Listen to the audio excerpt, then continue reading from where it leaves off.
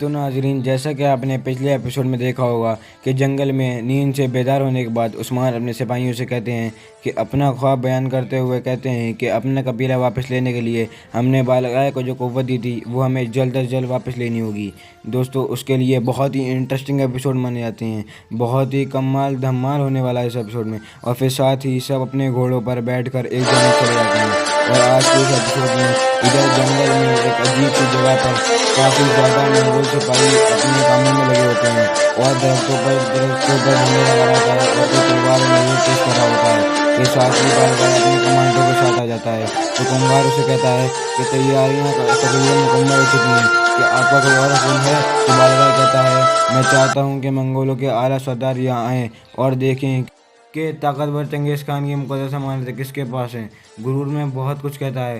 तो फिर कमांडर जारकुताई कहता है कि गेहातू को जब पता चलेगा कि सामान आपके पास है और तमाम सरदार आपके ताबेदार हैं तो बहुत गुस्से में आएगा, वो सब के सब आपके दुश्मन बन जाएंगे। तो बालगाय कहता है, मैं एक नया हाकिम हूँ और जो आ रहे हैं वो मेरी फ़ौज के कमांडर हैं। जल्द ही वो हमारी ज़बान कुश्तून दुनिया में इस्तेमाल करने वाले हैं। और फिर सब बहुत ही खुश हो जाते हैं। और फिर काफ़ी देर बाद वहाँ पे एक शख्स भेष बदले आ जाता है। जैसे ही कुंगार उसके पास जाता है तो फिर देखकर दंग रह जाता है। और ये तो कमबख्त दुंदार की बीवी ज़हरा खातून होती है, जो फिर भेष बदल कर कबीले से आई होती है और गिरते महल को देखकर वो एक जगह रुक जाती है। बालगाय भी उसे अपनी तरफ आता देखकर हैरान हो जाता है। तो गुरूर में बाकी काफ़ी बातें करता है कि कौवे मेरी सांस से बड़े होने से बड़े हैं, मर्द के बजाय औरत बंदर बनने की तरह है। और फिर खेमे में चला जाता है। कमांडर कुंगार भी ज़ारा खातून को लेकर खेमे में चला जाता है। कहने अगले समय देखेंगे इसके यहाँ आने का क्या मकसद है। और दूसरी तरफ जंगल में उस्मान और उसके सिपाही अपने घोड़ों को सर पर दोहराते हुए जाते होते हैं। काफ़ी दूर जाने के बाद अचानक ही सामने से सिपाही हरकत आ जाता है और कहता है, जनाब, बालगाय सुबह से निकल गया है। सुना है उसने अपना सरकारी खेमा किसी खुफिया जगह पर आबाद कर दिया है। ये सुनकर उस्मान देश में आ जाता है और कहता है, इस सरजमीन पर मेरे बाबा के अलावा कोई खेमा आबाद नहीं हो सकता। जो भी ऐसा करने की कोशिश करेगा उसके खेमे को उसकी कब्र बना दूंगा। इस आने हरकत कहता है कि वो बाजार के दुकानदारों को परेशान कर रहे हैं और उनसे ज़बरदस्ती सामान ले रहे हैं और बाजार के लिए वही खर्चा कर रहे हैं। उनका कहना है कि बालगाय आज की रात दावत की तैयारी कर रहा है। उस्मान अपने बाकी सिपाहियों से कहता है, जो बालगाय के लिए शरण में लेकर जा रहे हैं हमें भी लेकर जाएंगे। और फिर अपने सिपाहियों को हिकमत अमली समझाता है और फिर कहता है कि अगर आपसे एक भी गलती हुई तो सब बर्बाद हो जाएगा। सब अपना अपना काम एहतियात से करना। और फिर सब वहाँ से एक जगह चले जाते हैं। और फिर दूसरी तरफ जंगल में बालगाय अपने खेमे में बैठा होता है। ज़ारा खातून भी घुटनों के बल रेंगती हुई उसके पास जाती हैं और कहती हैं, जनाब, मैंने आपको कुछ बताना है। तो बालगाय कहता है, हाँ ठीक है, तुम जो बात भी है कह सकती हो। ये ना हो कि तुम्हें अपनी मौत का उस वक्त पता चले जब तुम्हारी रूह आसमान की तरफ जा रही हो। इसका मतलब ज़ारा खातून को डरा रहा होता है। तो ज़ारा खातून कहती हैं, मैं यहाँ अपने बेटे के लिए आई हूँ जो कबीले से चला गया है। आप ही मेरी एक वाहिद उम्मीद हैं। मेरा बेटा उस्मान के साथ जंग लड़ रहा है और उसकी ताबेदारी कर रहा है। और बालगाय कहता है कि मैं तुम्हारा आने का मुद्दा समझ चुका हूँ। तुम चाहती हो कि मेरे बेटे को कुछ ना हो, लेकिन उसके बदले तुम मुझे क्या।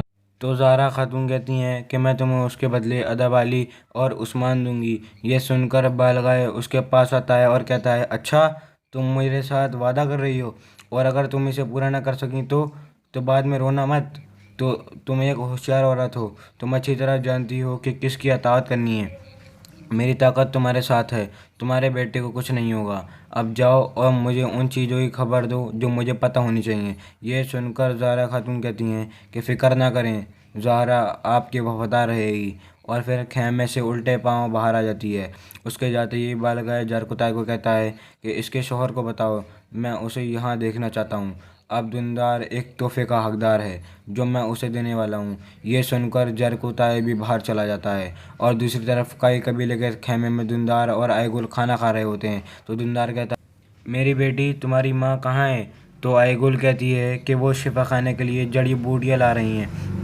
तो दुंदार कहता है कि जड़ी बूटी इकट्ठी करने का वक्त है, ऐसी क्या बात है जो वो मुझे बता कर नहीं गई। तो आईगुल कहती है, बाबा, आपने हमें परेशान कर दिया। वो खामोशी से ये सब कुछ बर्दाश्त नहीं कर सकती। आप नहीं जानते कि आपने उन्हें कितना दुख दिया है। आपने गज़ल खातून और मेरे भाई बहादुर को बुलाया है। तो धुंधार बात को इधर उधर करने की कोशिश करता है और फिर इन मामलात में खुद को परेशान ना करो। मैंने जो किया वो अच्छा किया। चुप करके खाना खाओ।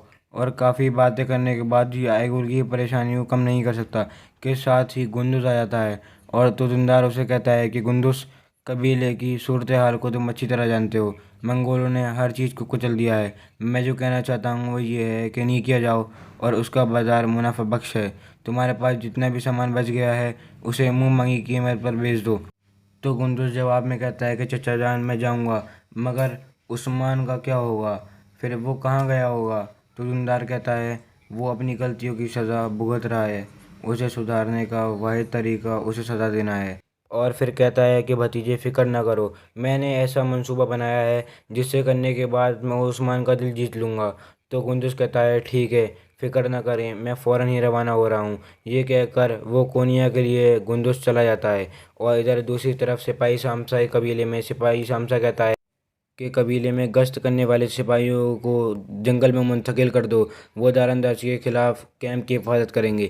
ये सब एक नक्शे पर तफसीली बात करते हैं। के साथ ही एक सिपाही अंदर आकर कहता है जनाब, शामसी साहब कबीले में आए हैं। ये सुनकर सिपाही शामसा अपने सिपाहियों को भेज देता है। सिपाहियों के बाहर जाते ही बामसी अंदर आ जाता है। तो शामसा कहता है कौन सा पहाड़ टूट गया है? क्या आप मेरे कबीले का रास्ता जानते थे? तो वंशी कहता है जब मैं यहाँ पहली बार आया था तो यहाँ पर कोई रास्ता नहीं था।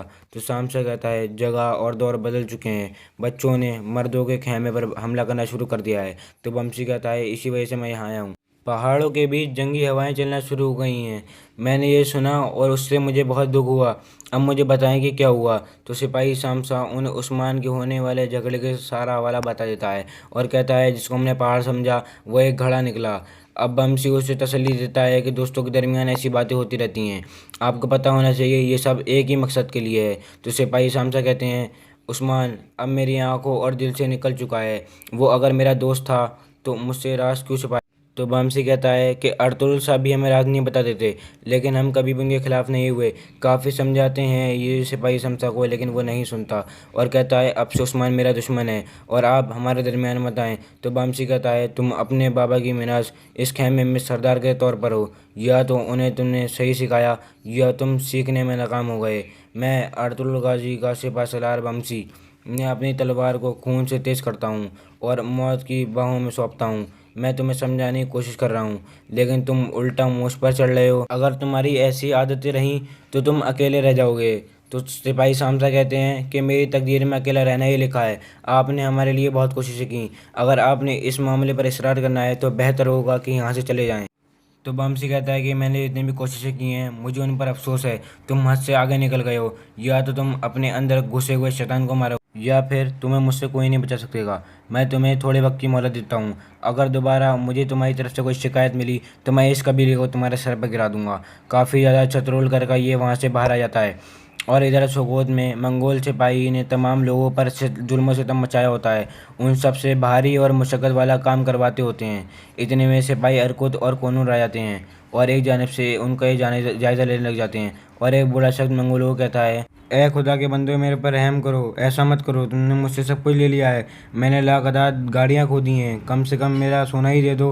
मगर मंगोल सिपाही नहीं सुनते, उनको खूब मारते पीटते हैं।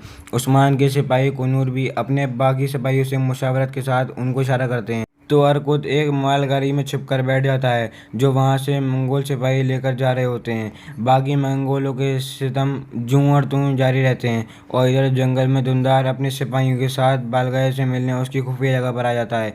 इर्द गिर्द हालात का जायजा लेते हुए ये मंगोल सिपाही के पास अपनी तलवार जमा कर देते हैं और फिर ये अंदर बालगाय से मिलने चला जाता है।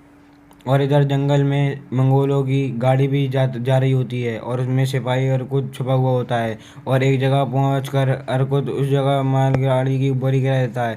जैसे ही मंगोल वहां रुकते हैं, इसी दौरान एक जानिब से उस्मान अपना तीर कमान लेकर नमूदार होता है और दूरी से ये मंगोलों को मारने लग जाता है। और उस्मान के बाकी सिपाही भी ऐसा ही करते हैं। मंगोल भी अचानक इस हमले से बौखला जाते हैं। करते करते ये अपने तलवारें निकाल लेते हैं। उस्मान और उसके सिपाही तीरों की बरसात करने के बाद अपनी तलवारें निकालते हैं और मंगोलों के सरों पर मौत बनकर पहुंच जाते हैं। ये सब मंगोलों को बहुत ही बुरी तरीके से मारते हैं। देखते ही देखते ये लोग मौजूद सिपाहियों का काम तमाम कर देते हैं। तो उस्मान कहता है लाशों को रास्ते में लटका दो, आते जाते लोगों को ये नज़र आना चाहिए ताकि मंगोलों की फैलाई हुई दहशत ख़त्म हो सके। और इन्हें नज़र आना चाहिए कि उस्मान और उसके सिपाहियों ने दहलीज के आग भड़का दी है। और ये सुनकर सब सिपाही लाशों को ठिकाने लगा देते हैं।